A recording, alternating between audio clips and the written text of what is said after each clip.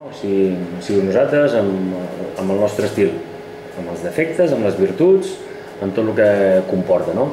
Però sí és cert que han jugat jugadors com Arteaga, com Gato, Ulisses ja havia jugat al principi, com Pablo sobretot, com Toni, que han estat a l'altura de l'equip com s'esperava d'ells.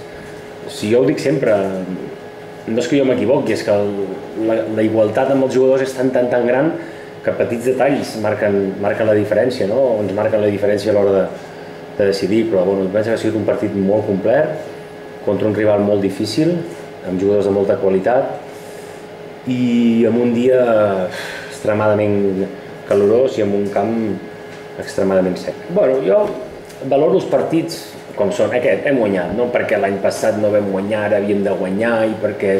aquest partit hem sigut superiors a l'Hèrcules, penso que en totes les línies del camp, hem tingut aquest més encert, hem tingut la pilota, hem creat ocasions d'aquest partit. Que això comporta, què comporta això? Seguir mantenint la confiança en el que s'està fent, seguir, per exemple, mantenint la porteria 0, seguir augmentant el registre de gent que fa gols i seguir una altra eliminatòria, res més.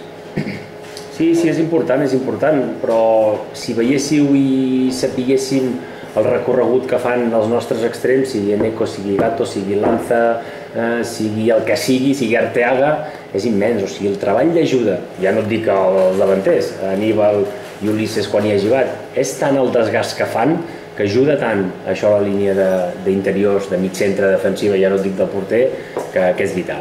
Necessitem treballar defensivament tot l'equip ho fa defensivament i ofensivament, perquè el segon gol d'Antonio és un passe des de darrere de Juanjo Fito Antonio, vull dir que arribem, clar, necessitem això, l'esforç de tothom. Sí, hem valorat coses i hem acceptat per ell, podíem haver decidit per David, però en aquest cas ha sigut per Naufet, com hem apostat per Toni o per Pablo o per seguir amb Dani, és un més, la porteria és un més. Jo crec que Ulisses és un jugador que necessita llibertat, llibertat i sobretot espais per baixar a rebre, no tant com ho ha fet en segons quines actuacions, perquè no és necessari que baixi a rebre, però és un jugador que necessita llibertat. Des de dalt li hem donat plena llibertat, que es mogués a la banda de Lanza, per la banda de Gato, rep molt bé, és un nano que té molt bon control, que descarrega molt bé, que no perd gaires pilotes, i és el que això necessitem, que el punta aguanti bé la pilota, descarregui i vagi als espais. Té gol, i l'únic que sí que ha de saber interpretar és saber a quina zona juga, o de mitja punta o de dalt, per fer les desmarcades. A ell li agrada fer molt la desmarcada d'anar-hi endavant, però després tirar-se enrere perquè la pilota li vagi bé, i ha de saber quan és punta, ha d'anar a primer pal, com ha fet en el gol, com ha fet en que sigui un corner. Ens dona molts registres, pot jugar també perfectament a banda, amb les seves característiques. Sí, nosaltres som un equip que intenta tenir la pilota, quan no la té, que també són molts cops, no pots anar a pressionar totes les pilotes, perquè és impossible, totes les pilotes que perdis, anar-les a pressionar. Però sí, cada vegada anar-ho fent més. És evident que tothom voldria anar a pressionar totes les pilotes, però no són màquines, són jugadors que porten uns minuts, uns partits, unes condicions climatològiques, però sí que és cert que depèn de quin d'equips i quines zones, sabem qui podíem anar. És només voler.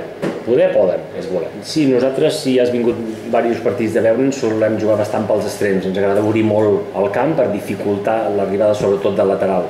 Lanza ho fa bé per les dues maneres, el que millor ho interpreta i ho fa com a extrem pur és Eneco, avui no ha jugat, però Gato ho ha fet molt bé. A pesar que Gato és un home que juga entre línies, obrim molt el camp per dificultar això, però si el lateral va, que pugui entrar un del mig del camp.